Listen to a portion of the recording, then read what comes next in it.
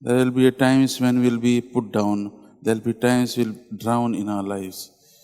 And that is what Jesus is telling us today in today's gospel. He is saying that I have many things to tell you, but you will not realize or you will not get the answer immediately. You will not understand what I am saying. But you see Jesus who has been with his disciples and he knows till the very end, he is teaching them a lot. And he knows that his disciples will not understand it at that moment.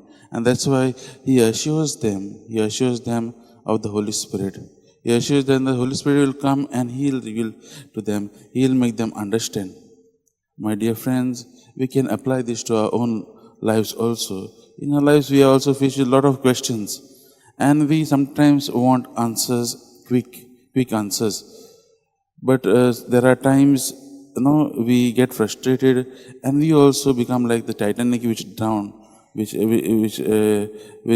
the iceberg and drowned. My dear friends, today Jesus is asking us to have complete trust in Him, complete faith in Him. And we as Christians, we as followers of Christ are supposed to do that. As we are in this Jubilee year, and all of us know that the theme of the Jubilee year is we are called to be pilgrims of hope.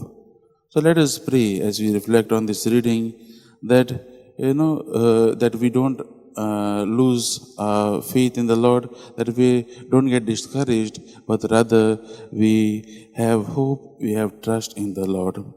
Let this be our prayer for today. Let this be our grace for today.